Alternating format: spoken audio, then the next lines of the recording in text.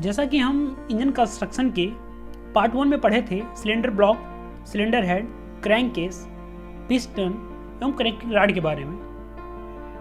अब जो हम इंजन कंस्ट्रक्शन के पार्ट 2 में पढ़ेंगे उसमें हम पढ़ेंगे crankshaft, camshaft, flywheel, damper एवं वाल्व के बारे में।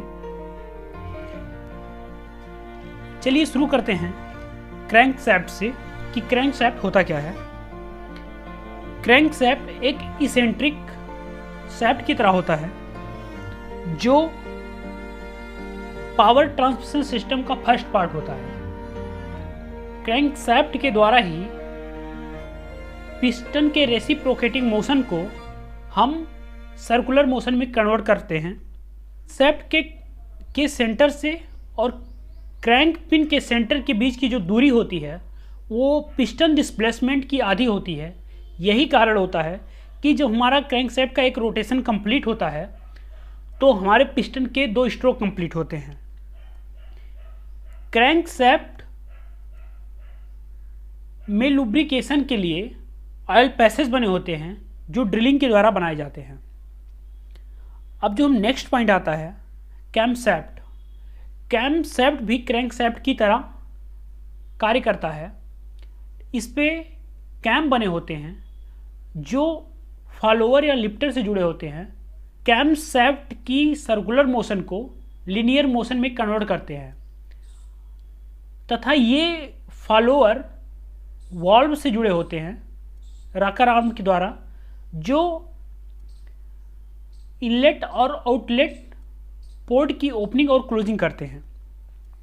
जो क्रैंक सैफ्ट कैम सैफ्ट से टाइमिंग गियर या टाइमिंग चेन से जुड़ा होता है। क्रैंक सैफ्ट और कैम सैफ्ट का जो गियर रेशियो होता है वो 1:2 होता है, लेकिन यदि इसके स्पीड रेशियो की बात करें तो वो 2:1 होता है। मतलब जो क्रैंक सैफ्ट की स्पीड होती है वो कैम सैफ्ट की स्पीड की 2 गुनी होती है। जो नेक्स्ट पॉइंट आता है वो है वाइब्रेशन डैम्पर।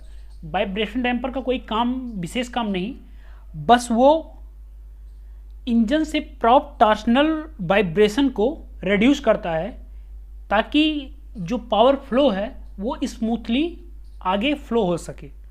नेक्स्ट पॉइंट बात करते हैं फ्लाई व्हील की, जो काफ़ी इंपॉर्टेंट है इंजन के लिए। एक भारी स्टील का पहिया होता है जो क्रैंक सैफ्ट पर माउंट होता है। ये इंजन की पावर फ्लो को स्मूथली फ्लो करता है। फ्लाई व्हील की इनर्शिया ज़्यादा होने के कारण ये एक कांस्टेंट स्पीड देता है। फ्लाई व्हील को हम एक एनर्जी एब्जॉर्बर भी कह सकते हैं क्योंकि ये पावर स्ट्रोक के दौरान एनर्जी को एब्जॉर्ब करके अन स्ट्रोक को पावर देता है ताकि जो पावर फ्लक्चुएशन है वो कम हो सके। नेक्स्ट पॉइंट बात करते हैं हम वाल्व एंड वाल्व मैकेनिज्म के बारे में। अब बात करते हैं वाल्व के बारे में। वाल्व क्या होता है?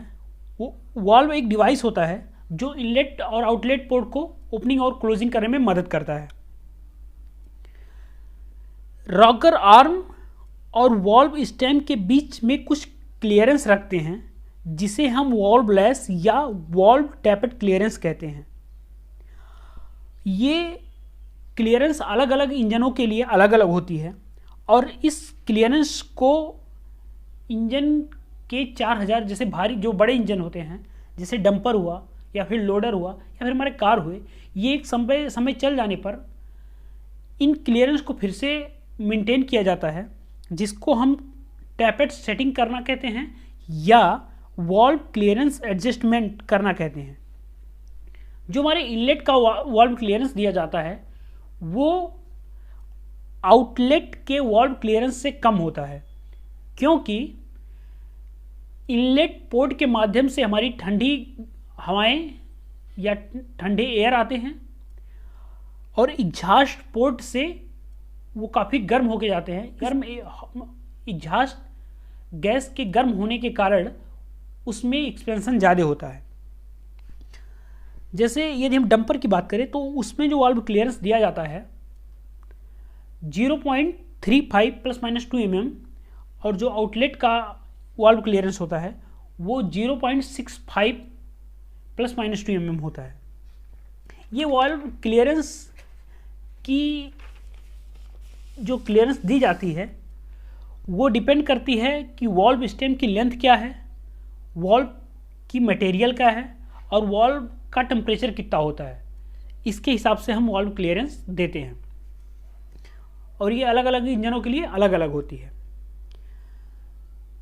तो जैसा कि हमारा जो सेकेंड पार्ट है इंजन कंस्ट्रक्शन का ये यहीं पे समाप्त होता है। अब आने वाली अगली क्लास में हम पढ़ेंगे क्लासिफिकेशन ऑफ इंजन के बारे में। Thank you so much.